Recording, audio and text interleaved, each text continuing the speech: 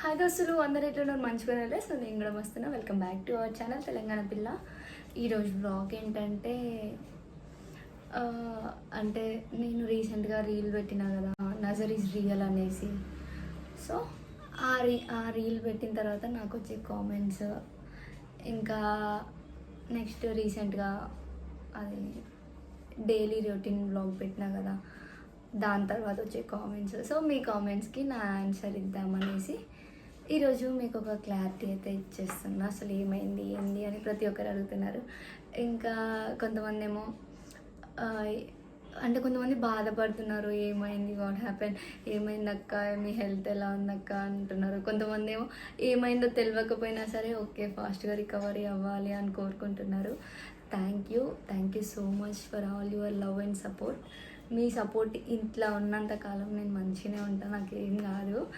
So ఏమైందంటే నాకు అంటే అది కొంతమంది ఎట్లా అంటే అది నజర్ ఈజ్ రియల్ ఆ రీల్లో నేను ఎక్స్రే రిపోర్ట్ ఒకటి చూపించిన కదా, అయినా కానీ ఎక్స్రే తీస్తారా ప్రెగ్నెంట్ అయితే? సో ఫస్ట్ అయితే నేను ప్రెగ్నెంట్ కాదు. ఇంకా నెక్స్ట్ వచ్చేసి అసలు ఏమైంది, అలానే మీరు 1 month లేరు అని చెప్పారు కదా అని కొంతమంది కామెంట్స్ చేస్తున్నారు. అవును, 1 month అయ్యేంత నాకు ఏమైంది అని చాలామందికి ఉంటుంది. ఓకే, ఇంకా ఏమైందంటే నేను కింద పడ్డ దోస్తులు,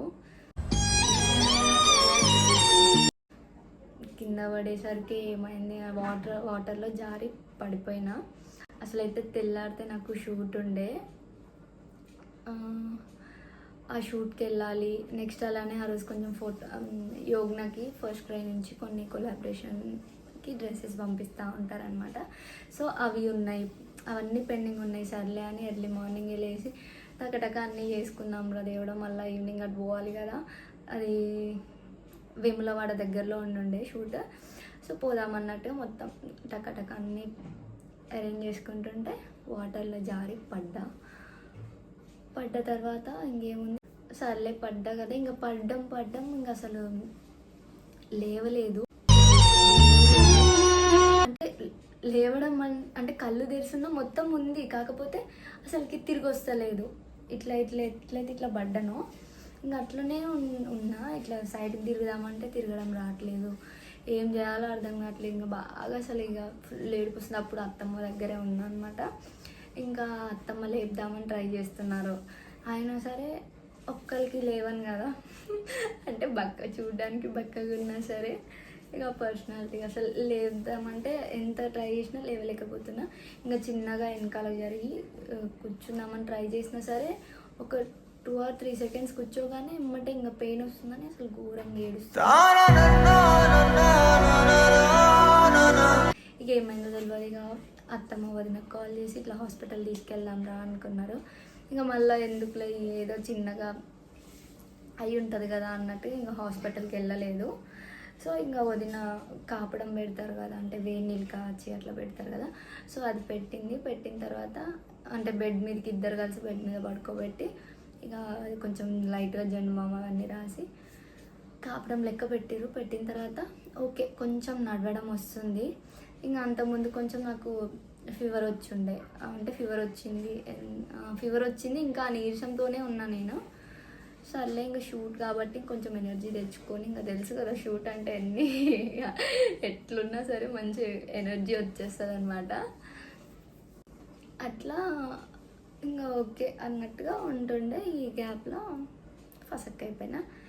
ఇంకా హాస్పిటల్కి వెళ్తే డాక్టర్స్ చెప్పింది ఏంటంటే మొత్తం ఫస్ట్ అయితే ఆ ఎంఆర్ఐ స్కాన్ అవన్నీ ఏం చేయలేదు, నార్మల్గానే ఎక్స్రే రాసిరు.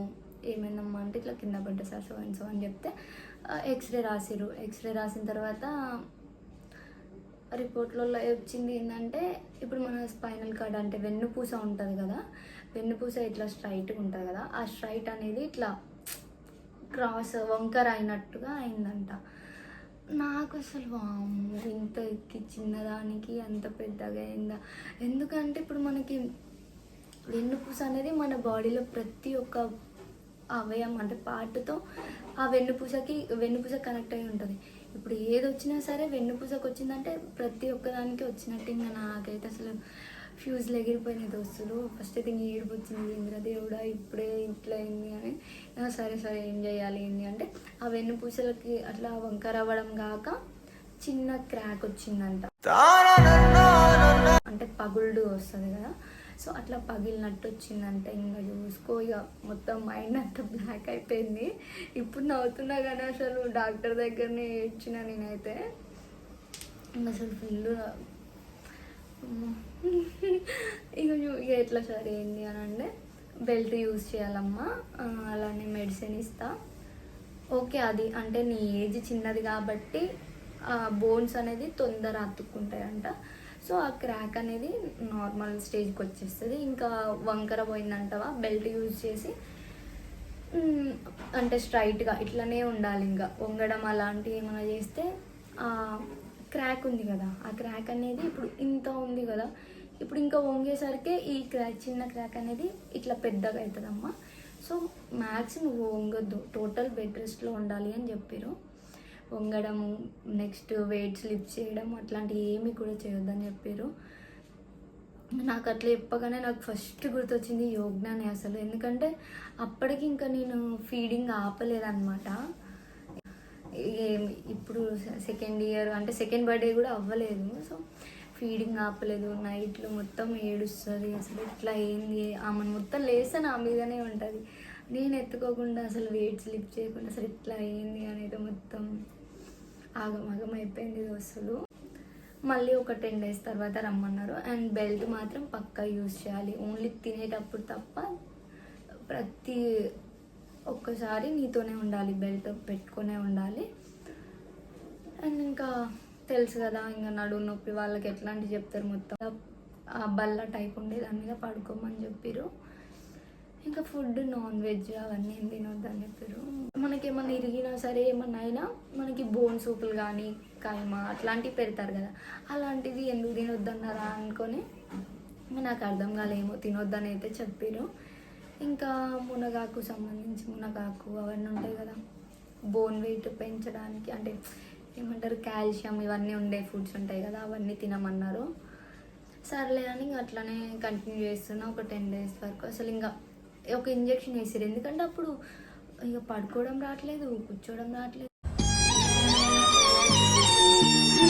ఇట్లా ఏమైందో ఏమో అసలు. ఆ 2 రోజులు మాత్రం ఫస్ట్ 2 days మాత్రం చుక్కలు చూసిన. ఇంకా ఇట్లా బాగా పెయిన్ ఉంది సార్ అని చెప్తే ఒక ఇంజెక్షన్ వేసిరా. సో ఇంకా ఆ ఇంజెక్షన్ అయితే ఇదే ఒక నొప్పి అంటే ఆ ఇంజెక్షన్ ఇంకా ఘోరమైన నొప్పి ఉంది. ఒక 2 days వరకు కూడా బాగా పెయిన్ ఉండే ఆ ఇంజెక్షన్ అయితే. సో అట్లా ఇంజెక్షన్ వేసిన తర్వాత ఇక మొత్తం మ్యాక్స్ అంతా తగ్గిపోయింది. కాకపోతే ఇంకా బెండ్ అవుదామంటే రావట్లేదు. బెండ్ అవుతే ఎందుకు ఇప్పుడు ఇట్లా రాసుకుంటుంటే ఎట్లా ఉంటుంది సౌండ్, ఆ సౌండ్ వచ్చినట్టు నాకు ఇది తెలుసు కదా. ఇక మనకి ఏదైనా ఒక చిన్నది అయింది అనుకోండి ఇంకా మనకి ఇంత ఆలోచిస్తాము. సో అట్లా ఉంటుండే. అట్లా మొత్తానికి అయితే ఇంకా అది జరిగింది. దాన్నే నేను ఏమో ఇంకా ట్యాబ్లెట్స్ వేసేటప్పుడు యోగ్నానేమో ఏమైంది మమ్మీ ఎత్తుకో అని ఏడుస్తాడు. ఇక ఫీడింగ్ కోసం నైట్లు బాగా చికాకు చేస్తాడు. అబ్బో ఇవన్నీ అయితే ఈ 1 month నా లైఫ్లో అబ్బో అదొక ద వర్స్ట్ ఫేజ్ అంటూ ఈ 1 month.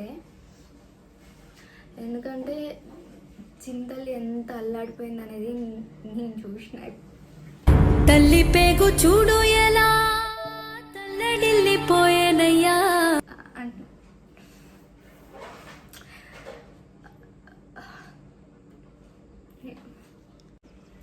సో ఎంత కంట్రోల్ చేసుకున్నా సరే అది తలుచుకుంటే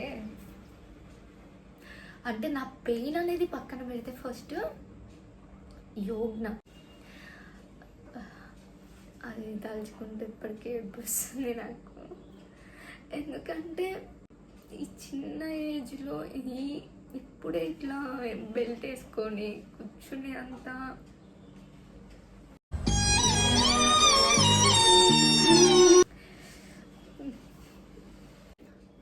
ఇంకా 1 month అయిపోయింది కదా. ఓకే కొంచెం బెటర్గా ఉంది నాకైతే ఇప్పుడైతే. ఓకే ఇప్పటికి 1.5 month అవుతుంది. సో ఇంకా నేను ఇక్కడికైతే వచ్చేసిన, కొత్తగూడెం అయితే వచ్చేసిన. ఎందుకంటే ఓకే ఇప్పుడు నాది నేను చేసుకోగలిగే అంత ఉంది. అంటే కింద కూర్చొని పనులు అంటే నాకు ఇప్పుడు ఇంట్లో ఏమి ఉండవు మ్యాక్స్.